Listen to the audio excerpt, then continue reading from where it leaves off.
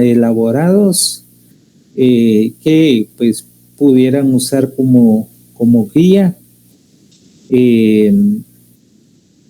Algunos estados del arte están todavía no en la matriz que yo les compartí, por lo tanto deben trasladarlo a la matriz. Recuerden que el estado del arte es un análisis en frío de toda la bibliografía que se refiere a nuestro tema. Ahí todavía no articulamos ningún discurso nuestro, sino es el estado del arte como tal.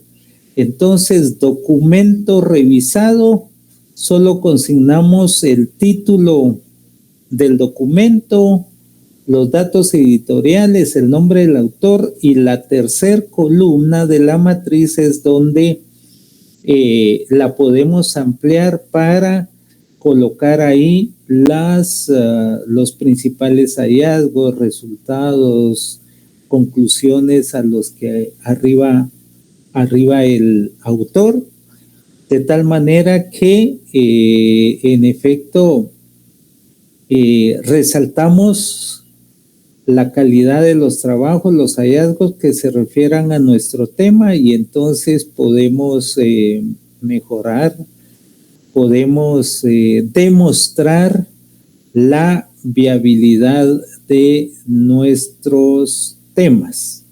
Y entonces, con mucho gusto, bueno, ya tenemos 4, 6, 8, 9.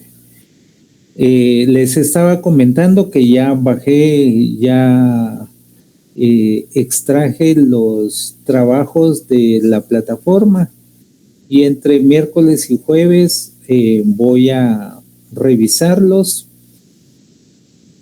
y en el chat que tenemos de la clase quisiera que me mandaran, por favor, a los que no se habían unido, sus correos personales. Por favor, al chat de la clase, sus correos personales, para que yo les pueda hacer llegar a su correo personal el trabajo calificado con los comentarios, observaciones y sugerencias de mejora. Entonces me escriben al chat de la clase, el chat que nos ayudó a configurar Ana Lucía, su correo personal. Y les comentaba que hoy vamos a trabajar el marco metodológico. Esta parte es fundamental para nuestro diseño de tesis, ya que ordena la secuencia lógica de los pasos que debemos trabajar para el desarrollo de nuestro diseño de tesis de principio a fin. Así es que el marco metodológico también es una labor titánica y que es importante. Por favor, cualquier inquietud, cualquier duda que tengamos al respecto, me interrumpen sin ninguna pena para que pues yo pueda aclarar cualquier inquietud, cualquier comentario, cualquier duda sobre el marco metodológico. Como ya vimos, vamos a 100 por hora, ya vimos el tema, vimos el estado del arte, que es parte del trabajo que ustedes subieron. Espero que lo hayan trabajado en la matriz, si no lo van a tener que convertir. Esa va a ser una de las posibles observaciones que les haga a su trabajo. El planteamiento del problema, que incluye las preguntas generadoras o las preguntas de investigación, y quienes hayan tenido la posibilidad de avanzar más, pues enhorabuena. Y ahí vamos a revisar los trabajos. Así es que hoy vamos a entrar con todo al tema del marco metodológico. Les voy a proyectar la presentación. Son dos presentaciones. Una es de carácter general y la otra es más específica sobre la secuencia y el contenido del marco metodológico. Entonces, por favor, cualquier inquietud que tengan, por favor me la hacen saber para que podamos aclarar bien este tema. Entonces, ¿qué es el marco metodológico en un informe de tesis o en el diseño de investigación? Recuerden que el curso es informe de tesis, pero la finalidad de este curso es trabajar nuestro diseño final de investigación. Tengo entendido que en el curso pasado sobre diseño de tesis trabajaron en parejas, lo cual pues es súper complicado porque la tesis es individual. A menos que tengamos dos aspectos de un mismo tema muy fundamentales, es posible trabajar en parejas. De lo contrario, nos hacemos una melcocha y no llegamos a ningún lugar. Entonces, comenzamos con el marco metodológico.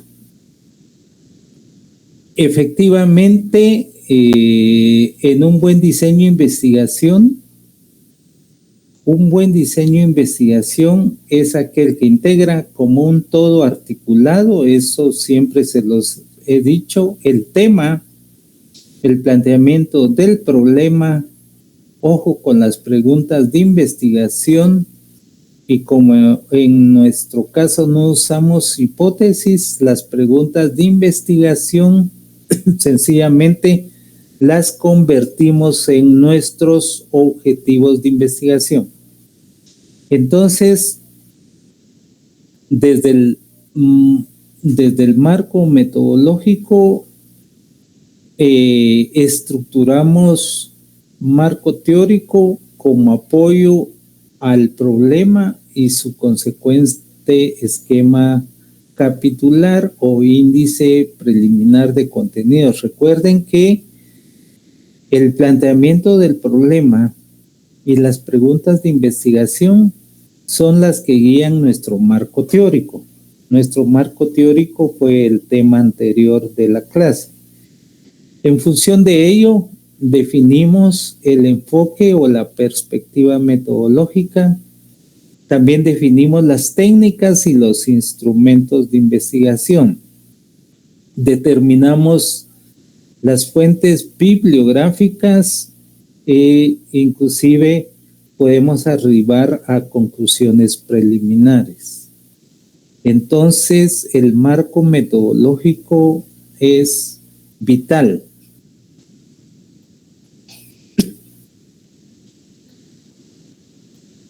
La fijación de un objetivo o de varios objetivos, en nuestro caso, es importante, ya que a través de ellos conocemos o demostramos lo que queremos alcanzar con la investigación que hemos definido. Entonces, ¿cuál es la característica de los objetivos? Y esto lo hemos visto, los objetivos deben ser claros en su redacción, deben ser medibles y alcanzables, deben ser demostrables a lo largo de la investigación. Y entonces, efectivamente, los objetivos deben demostrar una relación clara y consistente con la descripción del problema y específicamente con las preguntas que se quieren resolver, nuestras preguntas generadoras o las preguntas de investigación. En ese marco es recomendable formular un objetivo general, global, coherente con el planteamiento del problema y con el tema de investigación, y más objetivos específicos que conducirán a lograr el objetivo general. Es decir, recuerden que las preguntas de investigación, hay una pregunta fundamental que se relaciona con el tema, que es la pregunta general, y de 3 a 5 preguntas específicas. Entonces, la pregunta general la convertimos en el objetivo general de nuestra investigación, y cada una de las preguntas específicas las convertimos en un objetivo específico. De tal manera que si tenemos 3 preguntas específicas, vamos a tener 3 objetivos específicos. Si tenemos más objetivos específicos, más preguntas específicas, es un objetivo por cada pregunta específica más el objetivo general que corresponde a la pregunta principal que se relaciona con el tema de investigación.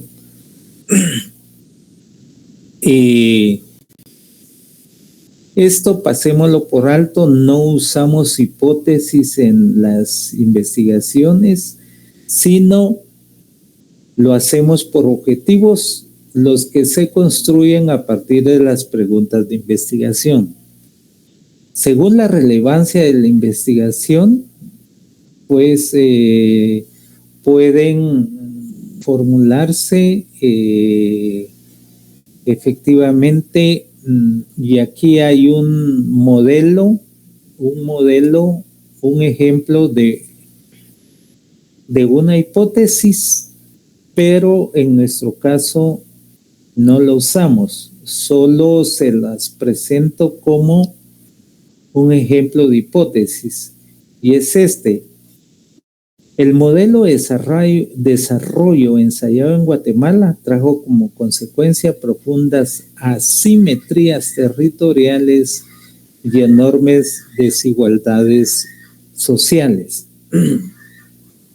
Efectivamente, ese modelo de desarrollo ensayado en Guatemala es el que ha traído aparejado variables dependientes como la pobreza y la extrema pobreza, el desarrollo desigual de los territorios. Miren en época de invierno cuáles son las poblaciones más vulnerables, obviamente las más rurales, las que están expuestas a derrumbes, inundaciones y cuánta situación se da a través de los fenómenos meteorológicos extremos. Casualmente son los barrios marginales en Ciudad de Guatemala y las poblaciones más rurales, los municipios más pobres, quienes más se ven afectados por esta situación.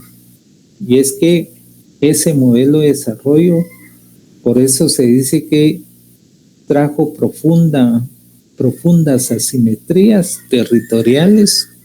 No hay un desarrollo igual para todo el territorio y obviamente las enormes desigualdades sociales. Entonces, como un ejemplo de una hipótesis, si nuestra investigación fuera por hipótesis, pero ya dijimos que nuestras investigaciones en la Escuela de Ciencia Política es por objetivos, así lo dice la guía para desarrollar diseño de investigación.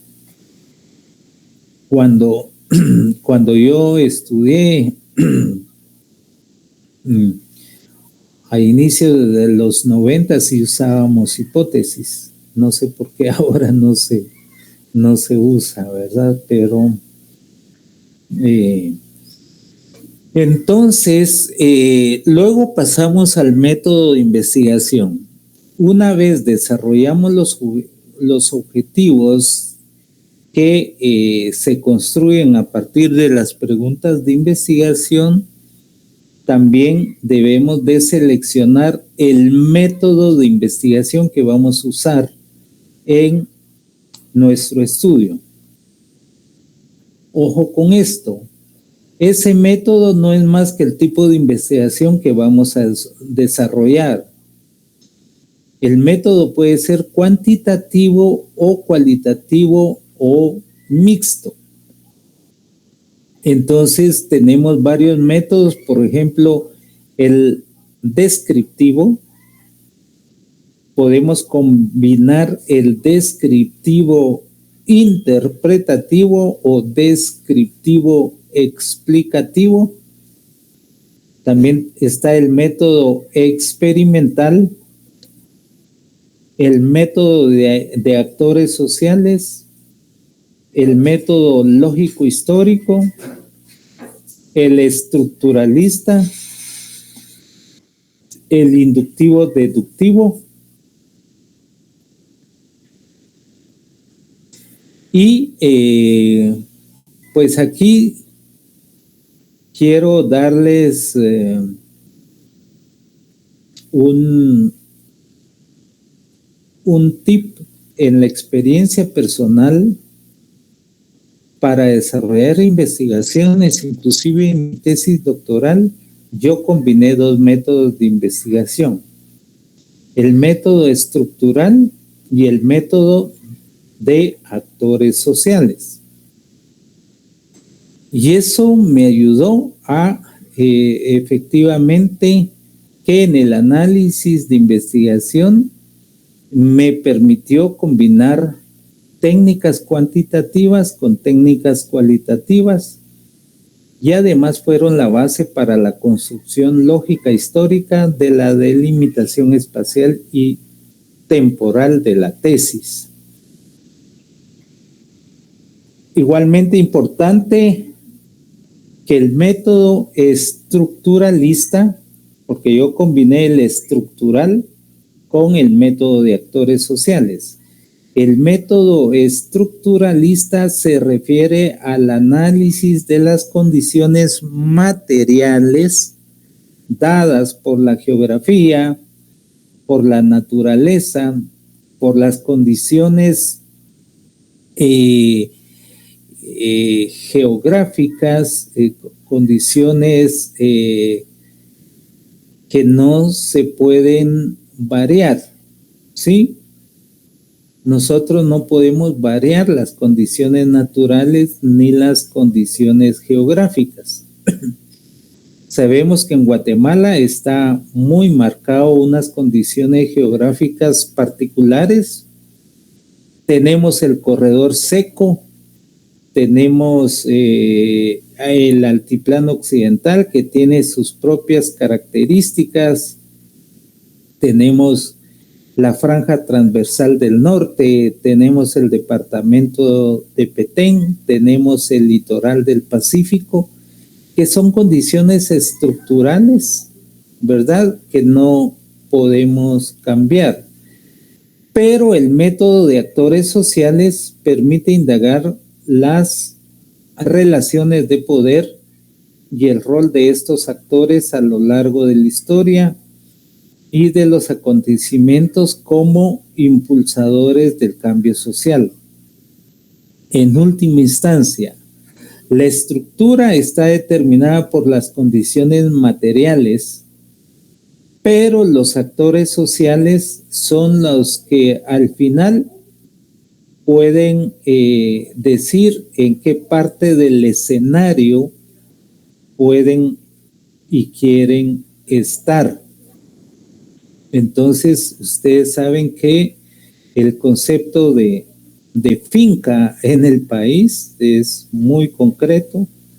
Todavía hay condiciones en algunos territorios, algunos municipios de la mediería, en donde el dueño, el terrateniente, cede parte de la tierra al campesino sin tierra y el campesino sin tierra, con todo su esfuerzo, debe de dar en pago del arrendamiento de la tierra la mitad de la cosecha al dueño de la tierra sin chistar palabra. Entonces, efectivamente, pero los actores sociales son los que provocan los cambios sociales, y combinar el método estructural con el método de actores sociales es, en términos metodológicos, algo importante que podemos combinar. Cuando ya tenemos seleccionado nuestro método de investigación, entonces podemos seleccionar las técnicas que utilizaremos y efectivamente estas tienen que ser muy coherentes con el método que hemos seleccionado.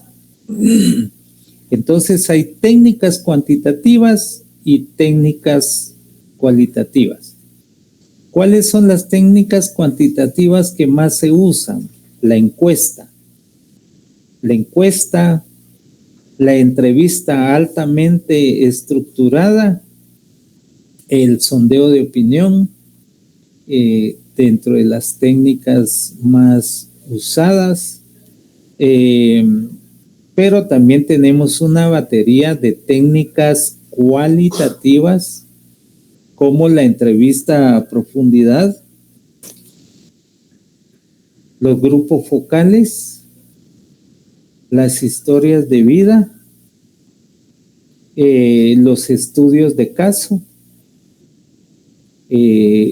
dentro de las técnicas más usadas de carácter cualitativo. Y luego seleccionamos los instrumentos de investigación. A cada una de las técnicas que hemos definido corresponde determinado tipo de instrumento. En cuanto a las técnicas cuantitativas, si vamos a usar la encuesta, obviamente el instrumento va a ser el cuestionario de preguntas de selección múltiple, preguntas que tienen que ser cerradas, como la escala de Likert. También puede ser la entrevista cerrada. La entrevista como técnica cuantitativa, el instrumento debe ser la guía de entrevista con preguntas cerradas. El sondeo de opinión, podemos usar y construir el instrumento de la ficha de sondeo. En tanto que las técnicas cualitativas también tienen sus propios instrumentos. Por ejemplo, la entrevista a profundidad, tenemos que desarrollar el instrumento que se llama guía de entrevista con preguntas abiertas. Esta guía de entrevista con preguntas abiertas es para que el informante pueda extenderse en la argumentación de la pregunta que se le está formulando. También hay otra técnica como los grupos focales o los focus group, que tiene a su vez el instrumento que se llama la guía de preguntas generadoras. ¿Sí? Hacemos una guía de preguntas generadoras para trabajar los grupos focales. Las historias de vida también tiene la guía de aspectos que nos interesa conocer de la familia, de la persona, del actor, del contexto. Y también están los estudios de casos, que es cuyo instrumento es la guía de preguntas y aspectos a observar en el contexto para hacer el estudio de casos. Luego que hemos definido nuestras técnicas con sus respectivos instrumentos, podemos usar, podemos trabajar el universo, la población, muestra y la unidad de análisis. Ojo, ¿qué es el universo en una investigación? El universo es la totalidad de elementos a los que pretendemos estudiar. Obviamente, muchas veces es difícil estudiar a todos esos elementos. De esa cuenta seleccionamos una muestra de los mismos. ¿Qué es la selección de la muestra? La muestra es el conjunto seleccionado de la totalidad del universo. Obviamente no podemos estudiar a cada uno de los elementos de todo el universo y entonces seleccionamos una muestra. Pero esa muestra debe de cumplir con dos cualidades. Por un lado, la validez, ¿sí? En que todos los elementos del universo tengan la posibilidad de ser seleccionados. Y la confiabilidad, sabiendo que nuestro universo está muy claro y que de ese universo seleccionamos a los elementos correctos. Por lo tanto, la muestra reúne las características de validez y confiabilidad. Podemos también, algo muy importante es tener claro cuál es la unidad de análisis. Y esta se refiere a particularizar al objeto o sujeto de estudio. Ejemplo, si vamos a estudiar cómo el sistema educativo se adapta a los niños con discapacidad, nuestra unidad de análisis van a ser los niños con capacidades diferentes, se le llama ahora. Pero también podemos estudiar en relación a agricultores o campesinos, definiendo bien clara que esos son nuestra unidad de análisis.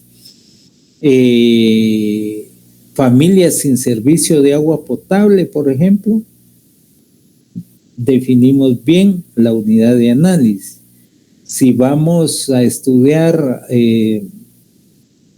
a un grupo de mujeres, pues obviamente debemos definir claramente cuál es nuestra unidad de análisis. También podemos seleccionar a instituciones específicas. En este caso, las organizaciones, las instituciones, los diputados en el Congreso, las instituciones públicas, por ejemplo, los niños con desnutrición aguda.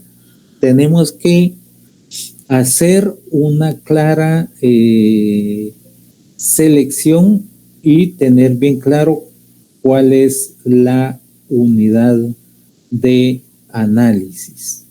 Entonces, esto es bien importante tenerlo claro para no disparar al aire, sino efectivamente ya sabemos claramente cuál es nuestra unidad de análisis.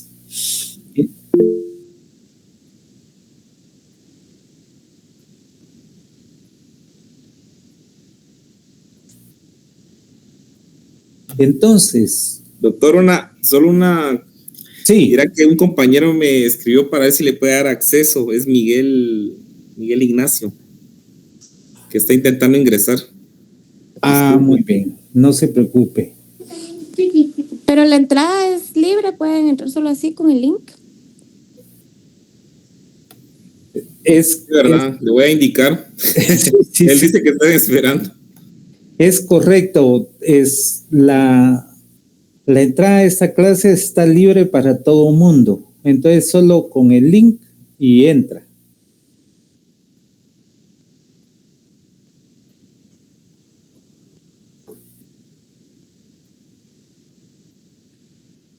Vamos a continuar entonces. Es importante que previo a definir el universo de estudio y seleccionar la muestra, debemos tener claro cuál es mi unidad de análisis. Para entender a mi objeto de estudio o a mi sujeto de estudio, debo de auxiliarme de otras herramientas y actores que me permitan mejorar la percepción sobre el objeto de estudio.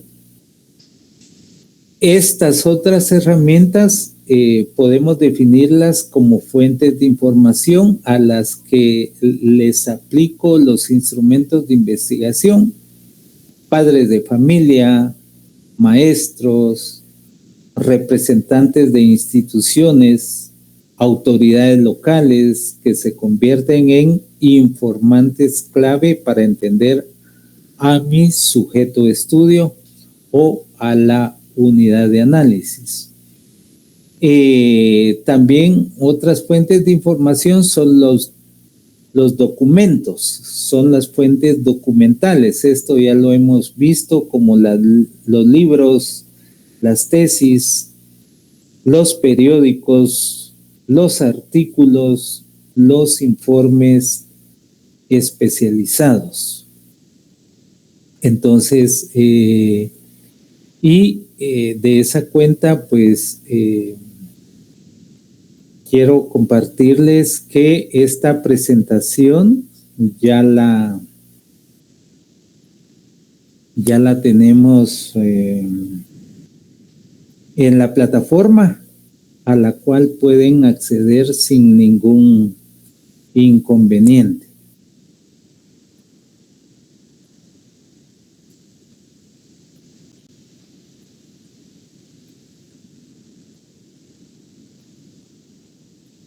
Muy bien.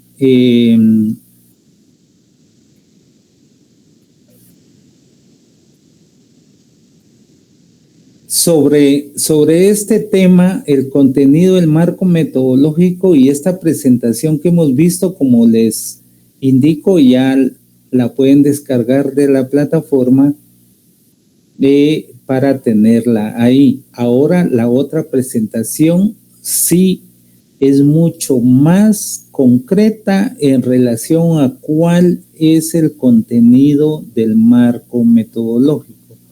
Antes de pasar a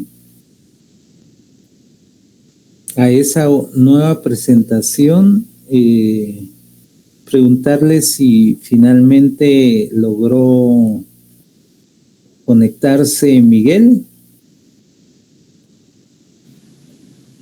Sí, gracias. Muy bien. Sí, es entrada libre, mi estimado Miguel. Solo al tener el link podemos entrar. Gracias, doctor, muy amable. Muy bien. Sobre la presentación que estábamos viendo, ¿tienen alguna inquietud, alguna pregunta? Por favor, mi estimado Daniel.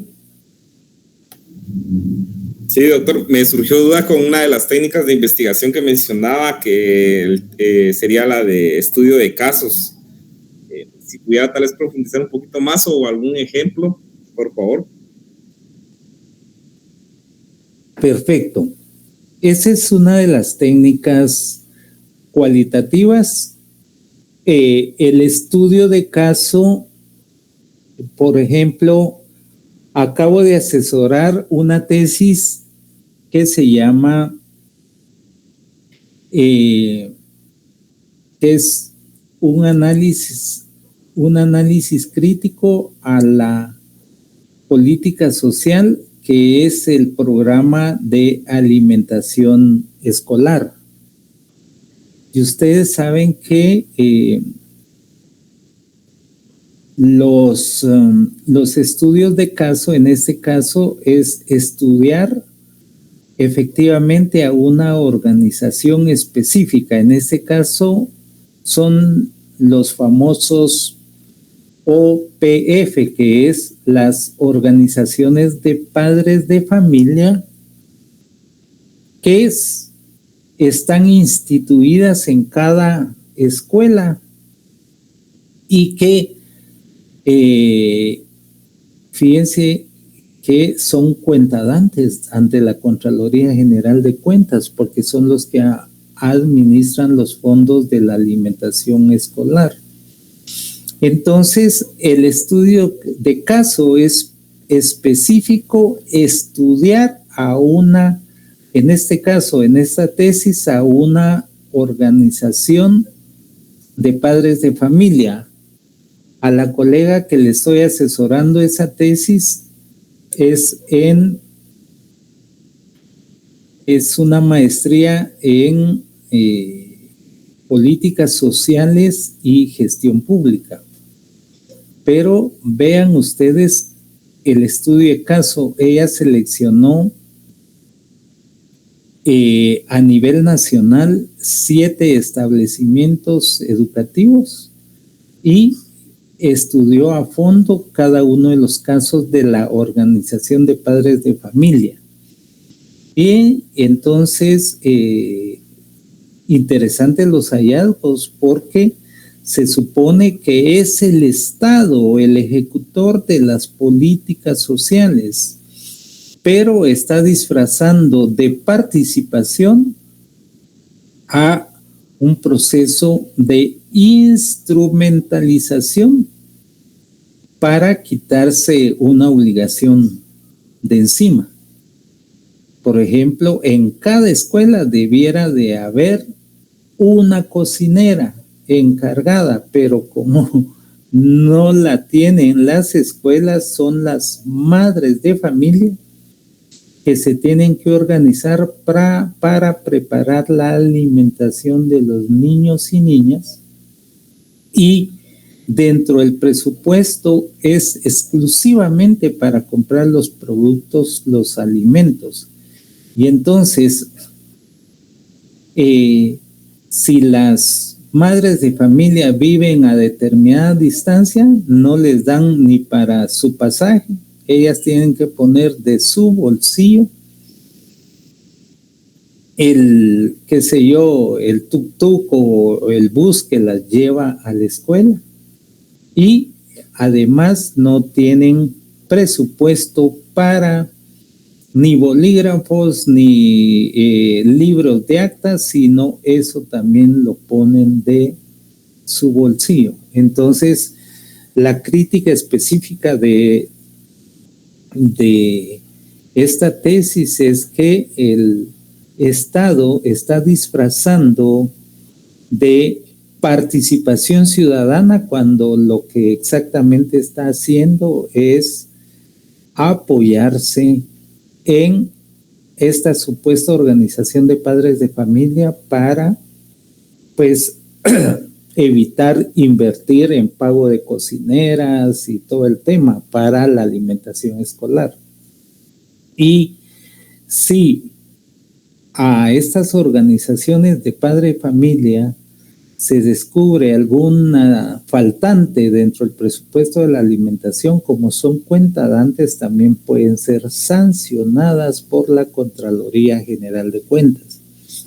Entonces, en este caso, esta maestrante estudió 7 casos de organización de padres de familia en donde analizó a fondo cada una de las situaciones que vivían y que cómo estaban estructurados estos comités, cuáles eran el verdadero fondo. Entonces, el análisis obviamente tuvo que ir, se entrevistó con la organización de padres de familia y dentro de las conclusiones salieron más o menos estos hallazgos que les estoy compartiendo. Entonces, Ese es un estudio de caso, mi estimado Daniel.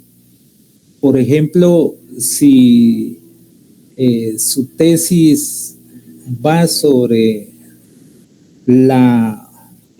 efectivamente la desnutrición crónica en niños menores de 5 años, el estudio de caso es ir y hacer un estudio a fondo en las familias con niños desnutridos. Desde saber cuáles son los ingresos, cuál es la dieta alimenticia, cuál es el contexto de la vivienda,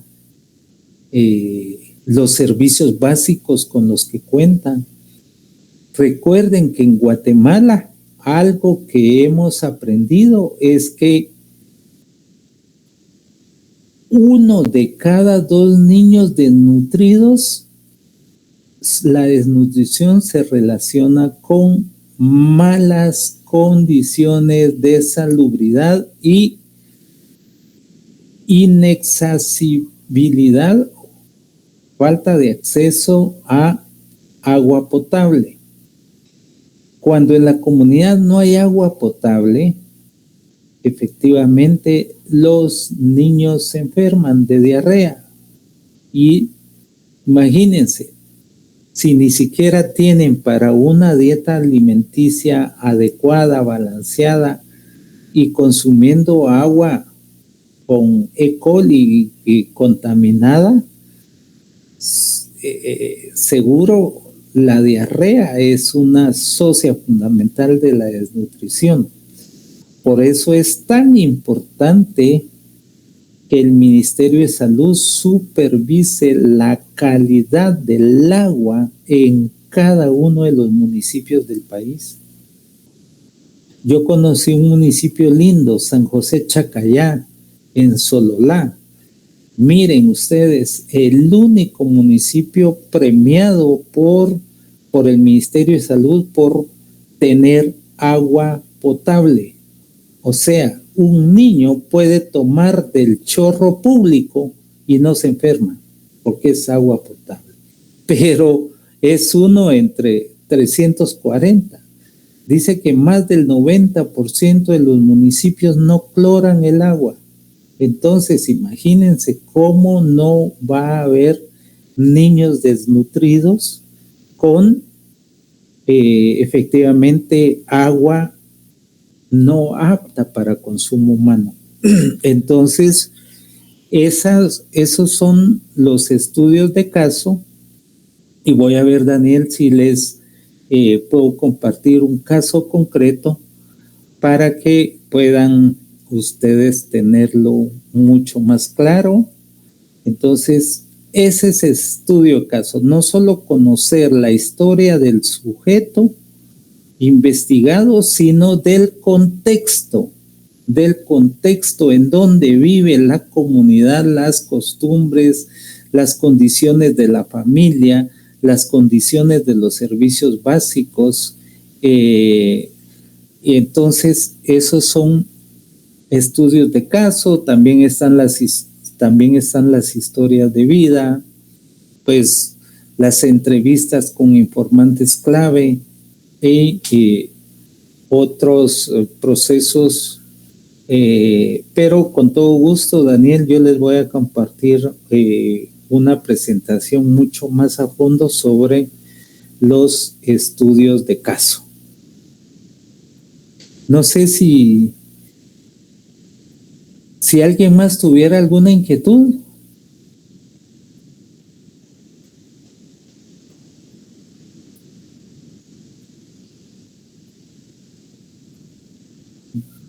Perfecto.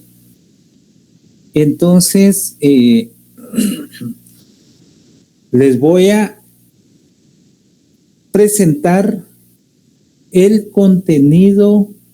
Esta presentación ya es más enmarcada en qué es lo que debe contener el marco metodológico.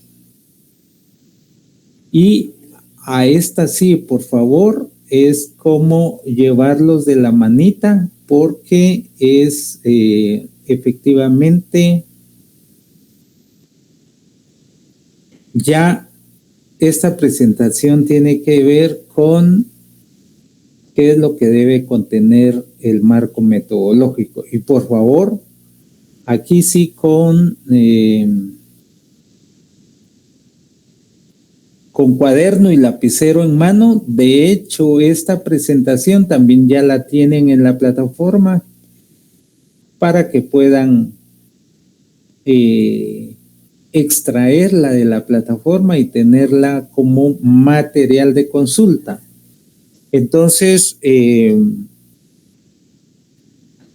vamos a pasos agigantados. Efectivamente, después de este parcial que yo les dé mis observaciones, tienen que apresurar su marco teórico y luego ya entrar a esta parte interesante que es el marco metodológico. Entonces, efectivamente, el marco teórico y el marco metodológico ya van a ser parte del segundo examen parcial.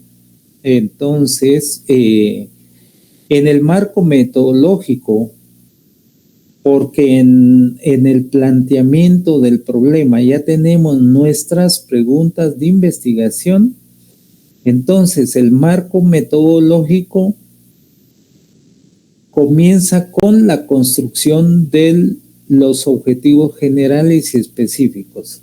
Es decir, la pregunta general la convertimos en el objetivo general y los objetivos específicos son en relación a las preguntas específicas.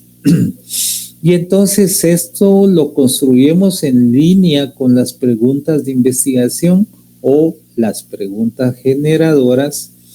Estas preguntas las convertimos en objetivos con un verbo inicial.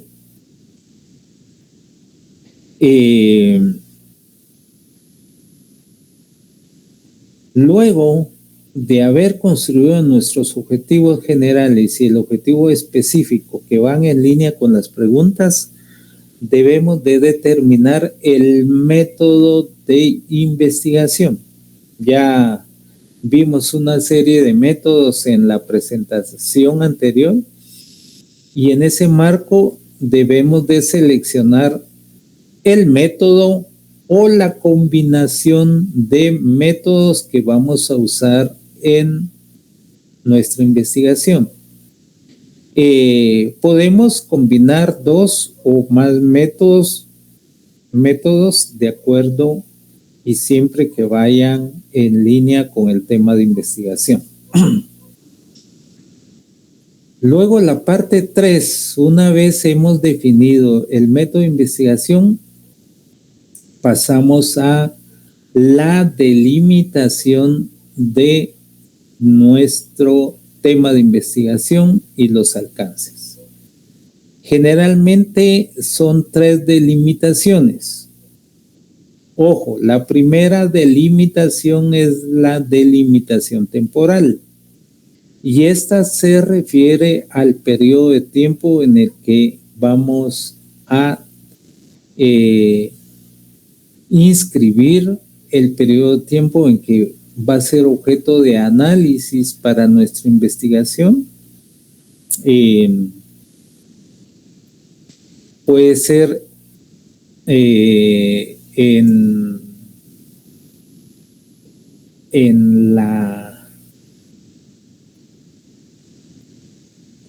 la coyuntura, es decir, traer el estudio a cómo está aconteciendo en este momento o delimitarlo temporalmente, posiblemente hacer un análisis comparativo en cómo se comportó el fenómeno en el anterior gobierno y en este, para hacer un análisis comparativo. Por ejemplo, cómo se comportó el MP en el anterior gobierno con respecto a este. Luego de la delimitación temporal, que es el periodo de tiempo en que vamos a inscribir nuestra investigación, también es importante la delimitación espacial, es decir, el espacio geográfico o el espacio institucional al que nos vamos a referir en la investigación. Algunos estudios son de carácter global, es decir, pueden abarcar todo el país. Algunos son de carácter internacional, podemos hacer análisis comparativo entre una política pública en determinados países.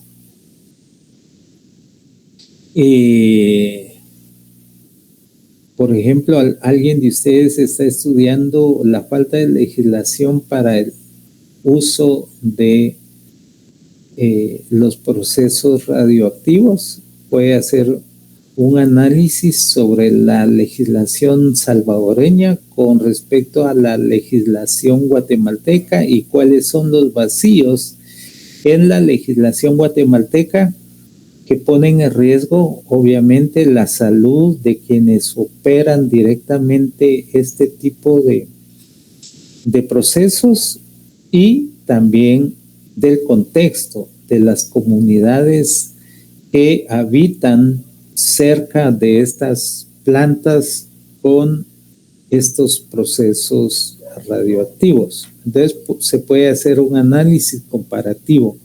Esa es la delimitación espacial. La delimitación espacial es el espacio geográfico o institucional en donde vamos a ubicar la investigación.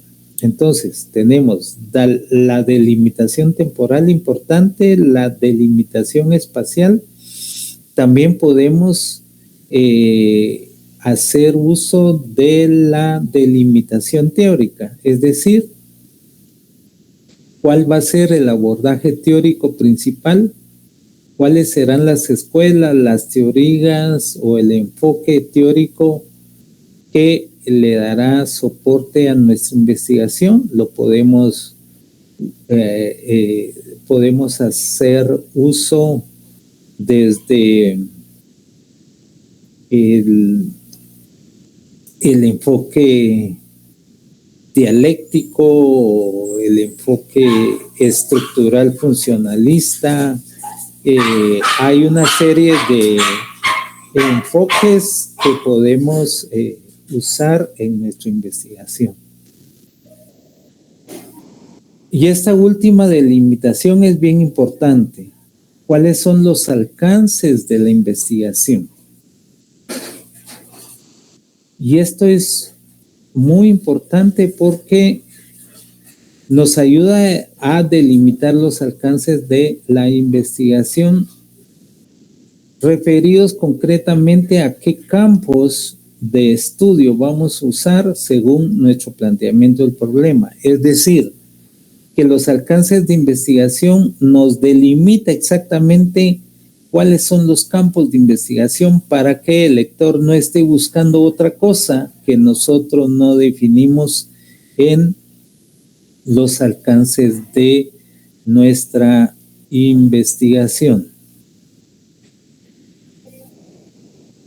Podemos también definir el universo población. Ojo, ¿qué es a lo que nos referimos con universo o población? Es el conjunto de todos los elementos o sujetos y objetos de nuestra investigación. Es la población concreta. Pero es a veces imposible estudiar a todos los elementos de la población. Eso es, por ejemplo, si estamos estudiando ¿Cuál es la opinión de los usuarios del transporte público en la ciudad de Guatemala? Obviamente no los podemos estudiar a todos, entonces definimos ciertas rutas, ciertas líneas y abordamos a los usuarios, pero con una muestra específica que sea representativa y que reúna las condiciones de validez y confiabilidad. Eso ya lo vimos en la otra presentación. También debemos de definir la unidad de análisis. La unidad de análisis se refiere a las instituciones, las organizaciones o los sujetos de la investigación. Ejemplo, usuarios del transporte público, mujeres con participación en puestos de elección popular. Por ahí alguien estudió cuál es el espacio que tienen las mujeres, ¿sí?, para participar en puestos de elección popular. También la población discapacitada con acceso a puestos de elección popular,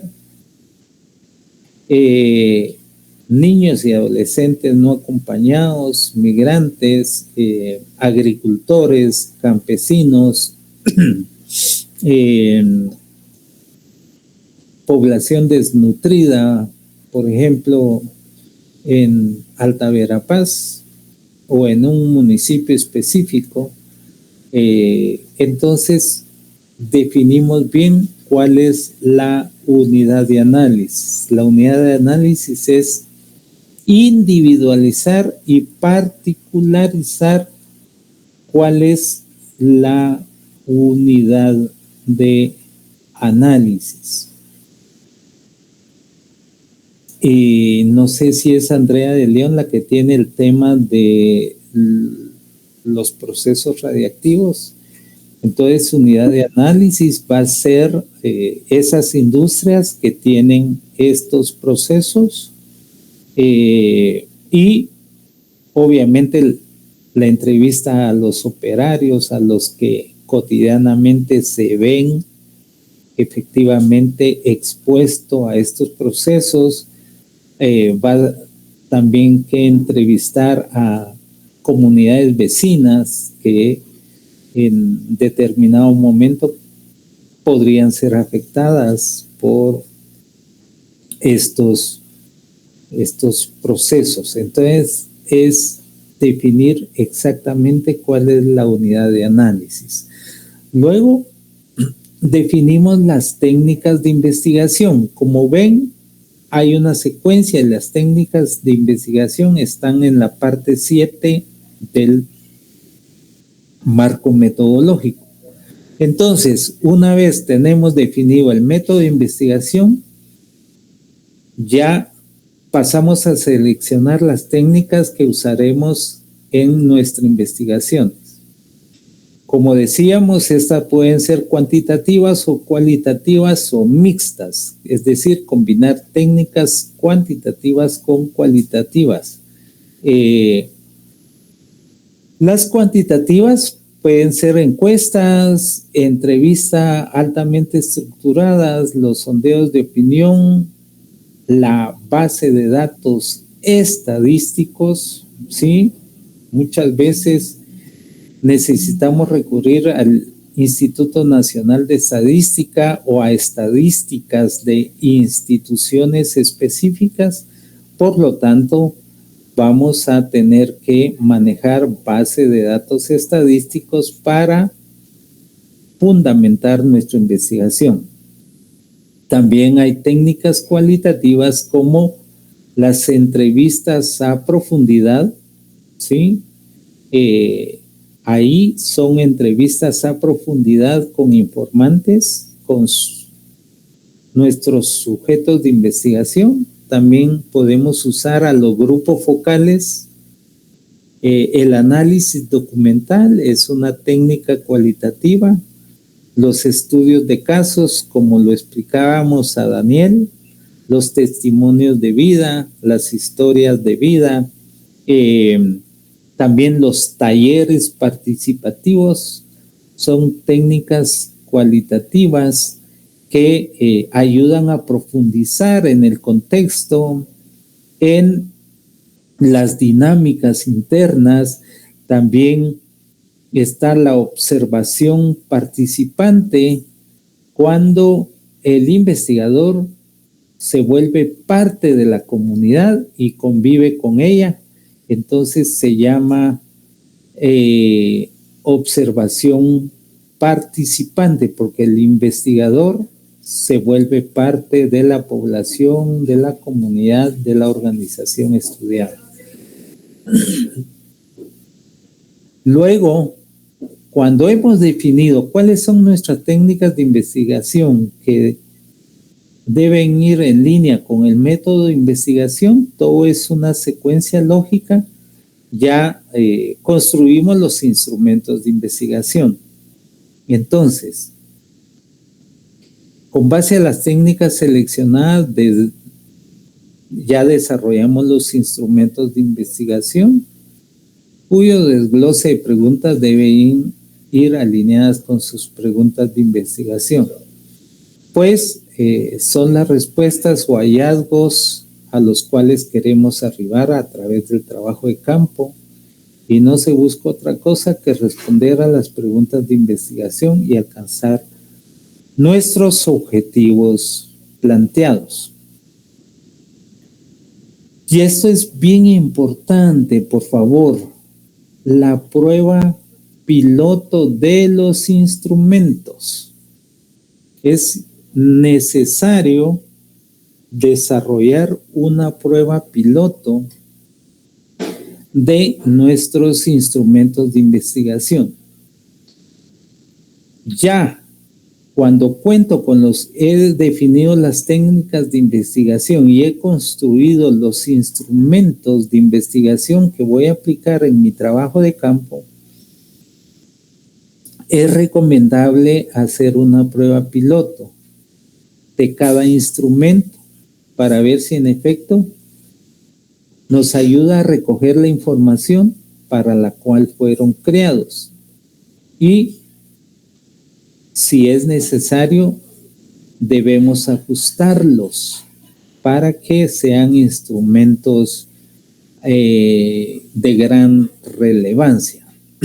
Entonces, la prueba piloto nos indicará qué tan factibles son los instrumentos de investigación o si debemos ajustarlos. Entonces, es recomendable hacer una prueba piloto a cada uno de los instrumentos. Por ejemplo, si voy a desarrollar una encuesta como técnica, tengo que desarrollar el instrumento del cuestionario. Entonces, yo paso, la prueba piloto consiste en pasar ese instrumento a los informantes que he seleccionado para ver si recoge la información que estoy buscando.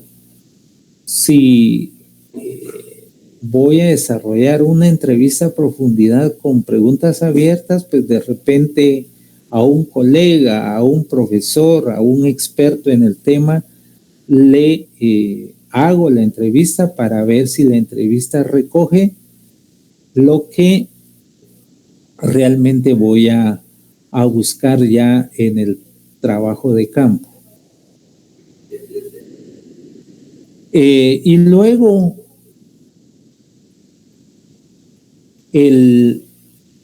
en relación con las preguntas de investigación y los objetivos, puedo construir mi esquema preliminar de capítulos. Es decir, el esquema preliminar de capítulos es estructurar el contenido del informe de tesis. Entonces, por cada pregunta o por cada objetivo puedo desarrollar un capítulo de investigación. Inclusive una pregunta me puede desarrollar 2 capítulos de investigación. Entonces, de ser posible en nuestro diseño de investigación, podemos incluir un esquema preliminar de capítulos en los que voy a estructurar mi tesis.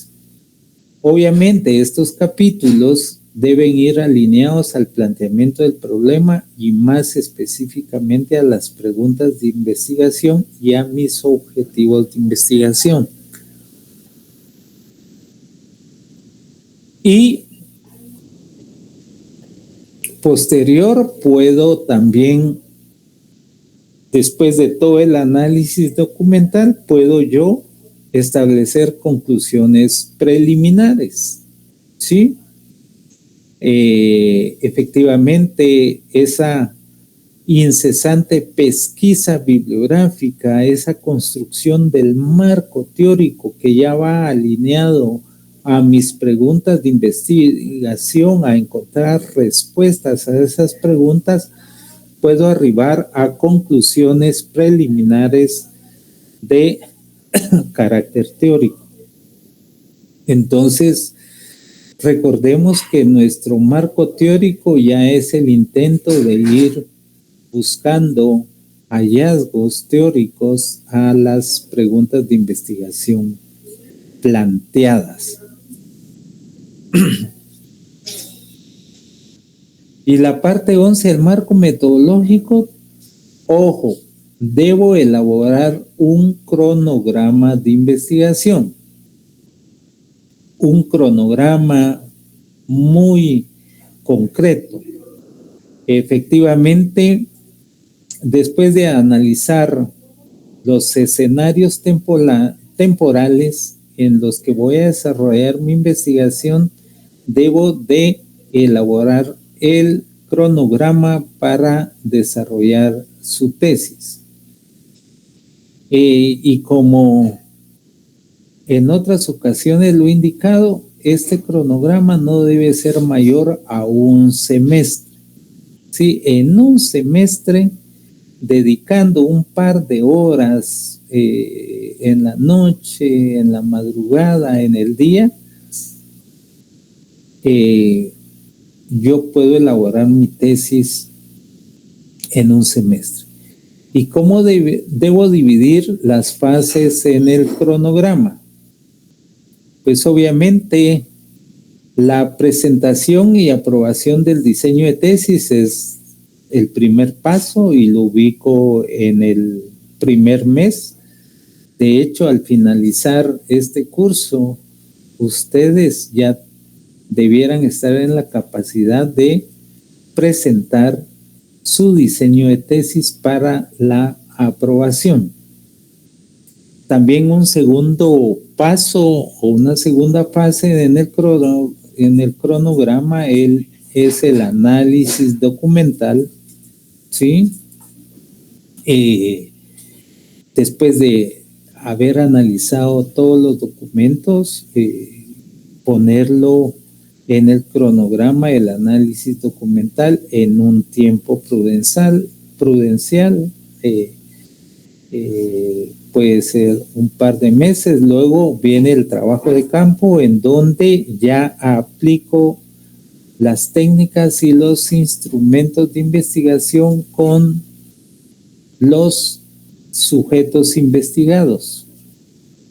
Sí, entonces ya este trabajo de campo es aplicar los instrumentos que he desarrollado para mi trabajo de campo. Luego viene la tabulación y análisis de resultados. Derivado del trabajo de campo, tengo que tabular y tengo que analizar los resultados que extraje de las entrevistas, de las encuestas, de los estudios de caso, de los talleres participativos, de los grupos focales. Entonces tabulo y analizo esos resultados.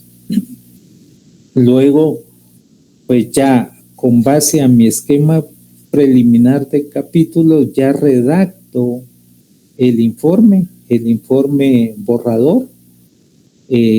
Luego lo presento a mi asesor de tesis del primer informe borrador. Ya cuando tengan definido su diseño de tesis, tienen que buscar un asesor de tesis, que en este caso debe ser alguien más o menos familiarizados o experto en el tema que ustedes seleccionaron de investigación, y ese asesor les va a ayudar a elaborar su investigación. Luego de presentar el primer borrador, obviamente el asesor posiblemente me va a corregir el informe de tesis y efectivamente tengo que incorporar esas correcciones, esas observaciones, esos comentarios del asesor para luego presentar ya la versión final de la tesis al asesor, en donde ya corregí los comentarios, las observaciones que me hiciera el asesor. Y luego, una vez el asesor esté de acuerdo ya con el informe de tesis final, me tiene que entregar un dictamen favorable el asesor, en donde explique de qué trata el estudio, y el asesor me da el dictamen favorable para continuar con el proceso de aprobación de la tesis. Luego, este documento no solo es el asesor, sino también la escuela asigna un revisor, y efectivamente el revisor puede hacer otras enmiendas, otros comentarios, otras observaciones. Yo incorporo esas observaciones del revisor y luego pues busco el dictamen favorable del revisor. Luego, la aprobación del informe final de tesis por la coordinación de metodología. El consejo directivo aprueba las tesis. Y luego, pues obviamente, la última fase es la defensa pública de la tesis y pues obviamente la graduación, que no debería de llevar más de un semestre. Luego que tengo bien adecuado el cronograma con estas fases, debo desarrollar el presupuesto estimado de lo que voy a invertir en la investigación, y debo contemplar los siguientes recursos. Los recursos humanos, si solo yo voy a lidiar con la tesis o voy a tener un auxiliar de investigación que me ayude, que me sistematice el trabajo de campo, el tiempo que le voy a invertir, los recursos tecnológicos como internet, computadora, los recursos financieros, si voy a hacer un taller participativo, si voy a sufragar quizás un almuerzo o una refacción para los participantes, los recursos logísticos, es decir, demostrar que también yo invertí recursos en mi trabajo de investigación. Posiblemente si voy a salir a algún departamento, los viáticos, hasta hospedaje, eso debemos de contemplarlo en el presupuesto. Y luego, pues, nos referimos a la bibliografía completa utilizada en el diseño de tesis. Toda la bibliografía que consulté debe ir en la penúltima parte del diseño completo. Y finalmente los anexos, es decir, debemos incluir en los anexos los instrumentos de investigación ya finales, validados ya por la prueba piloto que desarrollamos. Entonces, efectivamente, esto es bien importante y podemos decir que estamos en condiciones para estructurar nuestro marco metodológico de la mejor manera. Recuerden que efectivamente ya tienen ustedes estas presentaciones en la plataforma, los cuales pueden bajar de la plataforma y utilizarlos. La idea es que sigan avanzando en este diseño de investigación de tesis.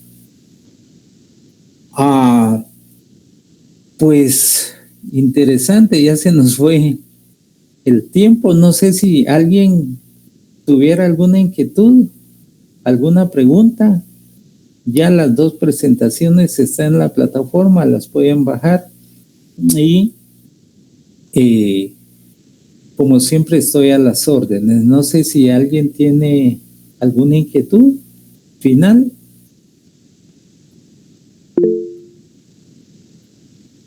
Por favor, mi estimado Daniel.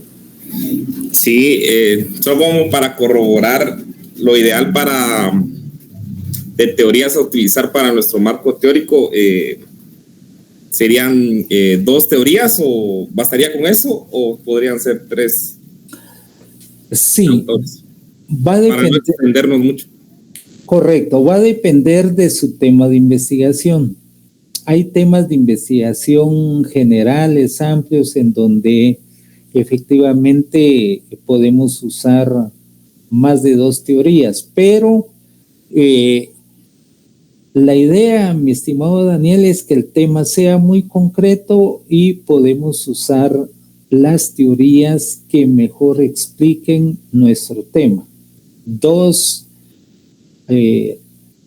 si usted considera que 2 son suficientes y que explican el tema de investigación, el enfoque teórico, pues nos quedamos con 2 teorías. A veces hay temas un poco más generales en donde pues la combinación de más de 2 teorías es importante, pero yo lo que les aconsejo es que su tema sea muy específico, muy concreto y de esa cuenta pues podamos usar las teorías que más peguen, como se dice, más peguen en el clavo para explicar teóricamente nuestro tema de investigación. Muy bien. Perfecto, ya no nos va a dar chance para tomar asistencia, pero el viernes tomo asistencia. Les deseo una excelente jornada y un buen descanso. Que estén muy bien. Buenas noches, doctor. Gracias, licenciado. Feliz noche. Muchas gracias. Feliz noche, doctor. Doctor, Buenas noches, doc. Que estén muy bien. Buenas noches.